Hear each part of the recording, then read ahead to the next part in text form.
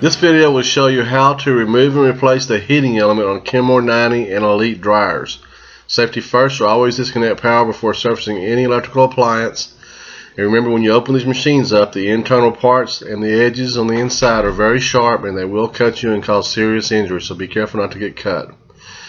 If you don't know how to take the machine apart to get to where the heating element is, click on the link here for the video on how to disassemble the dryer.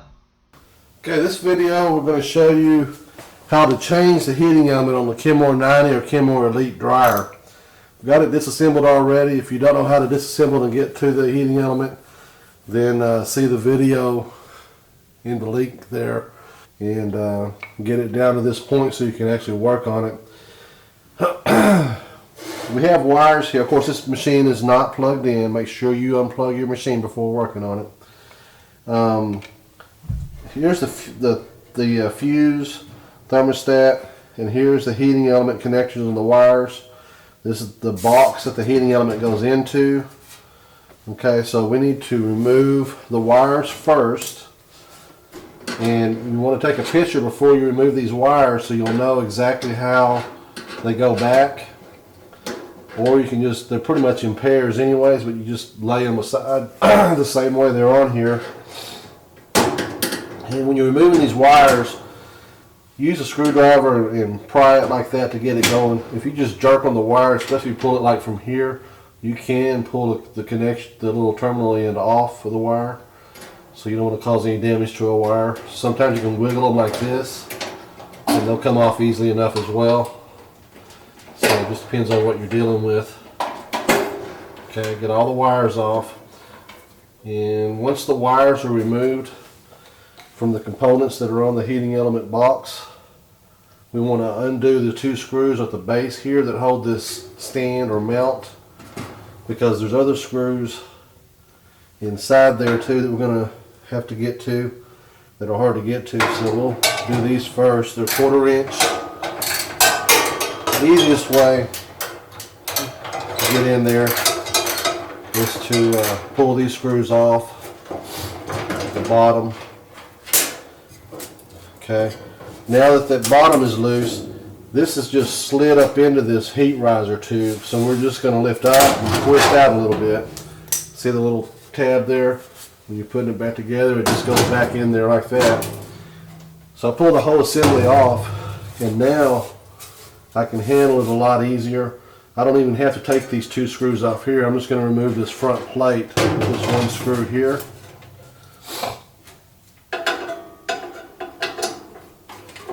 Again, it's 1/4 inch.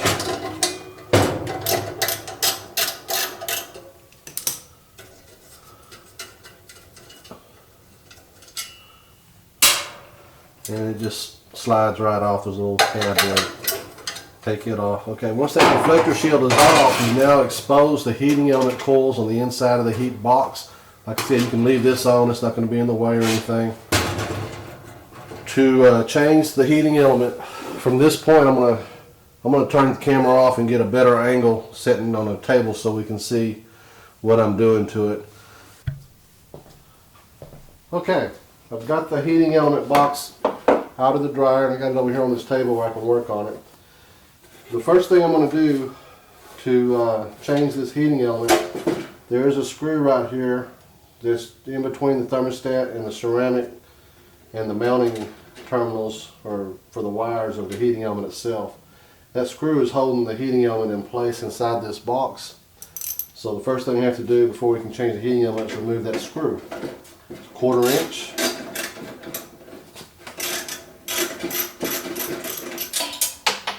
Okay, now that screw is out, the heating element can be pulled straight up and out of this thing. The edges of the rack, the edges of this box, they're all real sharp, so be careful not to get cut. You need to hold on to it firmly, but without any holding on to it, somebody's going to cut you. I'm lifting up on the ceramic part, okay, and it started coming out. If yours won't come out, if it hangs up, you can always turn it over. And then on the inside, you have the rack that those heating coils are mounted on. Use something with a long handle and reach down there and gently tap on those, on the metal rack part. Don't hit any of the coils, because then there'll be more damage to the heating element coil. Okay, I've got it far enough now, it should just pull right out, which it did. Okay. Now, once the heating element has been removed, of course you're then ready to install the new one. This heating element happens to be good. I'm just showing you how to change it in case yours is bad. If yours is bad, one of these, the coil is going to be broke somewhere, and you can probably locate it and find it. But if not, of course you wouldn't be changing it if it was good. So now to reinstall the new heating element, and of course I'm going to do the same with this one. There's a little notched area here where the side rack of this rack keeps it centered. Just slide it in there. Okay, if it starts to hang up, you don't want to mash on this edge right here of the rack with your fingers or your bare hands, because it will cut you real easy, and so will these edges of the heat box as far as that goes. So what I'm going to wind up doing here to get it to go on the rest of the way in, stand it up. It went down pretty fast like that, so you see how easy that thing just all of a sudden snapped in. Still didn't go far enough for the hole of the rack to align with the mounting screw that goes there. So I'm going to have to tap it in the rest of the way, and to do that, very gently, I'm going to take something with a long handle on it, and I'm going to place it against the rack, not a heating coil, because you don't want to damage the heating element coil, and then give it a tap. I'm going to stand it up to do it, and then just tap it down gently. Let me change that camera angle so you can see what I'm doing.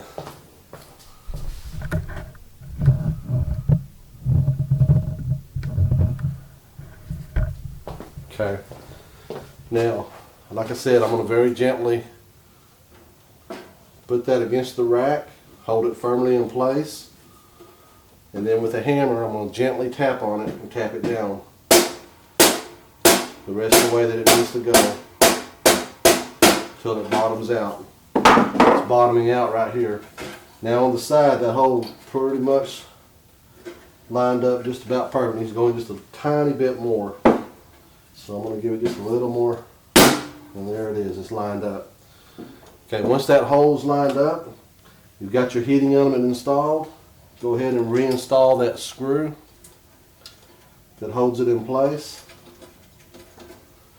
And then it's ready to take back to the dryer and finish the installation. So let me go ahead and tighten that down snug, and we'll move back to the dryer now and finish the installation.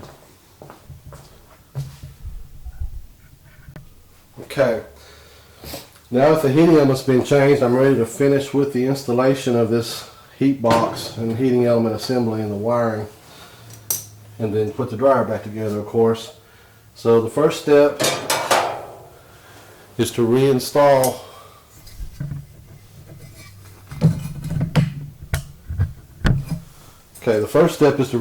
this little shield, and it just has a little tab right there, goes into that hole, and if you do it wrong like I just did, it'll look funny and it won't sit right. So turn it back around the right way, there you go. So that it's going to sit like this. Okay. There's a screw that we took off earlier right here. So I'm going to reinstall it. I can get it started with my left hand.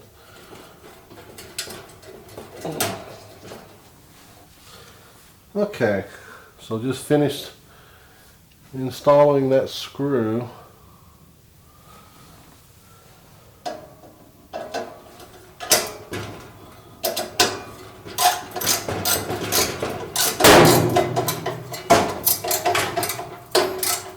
Got it snug.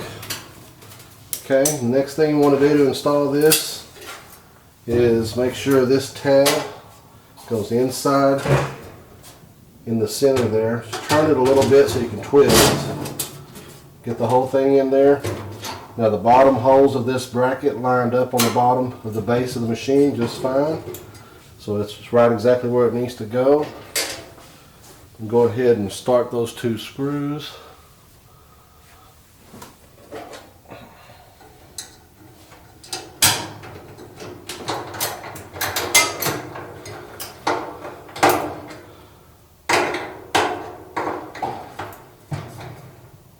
Okay, now that those are both tightened up and installed, the next thing you want to do is get all the wiring back where it goes. And hopefully you marked yours or you remember where they go. Make sure the heating element wires are on the heating element, etc. Usually if you just lay it over there, they'll go back. They pretty much will tell you where they go just like that. Then there was this one more wire that was no longer taped to the rest of them. It's just a jumper wire that goes from the fuse to the thermostat there. That's it. Okay, now the heating element is changed. You're now ready to put the machine back together. And to do that, please see the other video on how to put the machine back together if you need it. It'll show you how to put this all back together.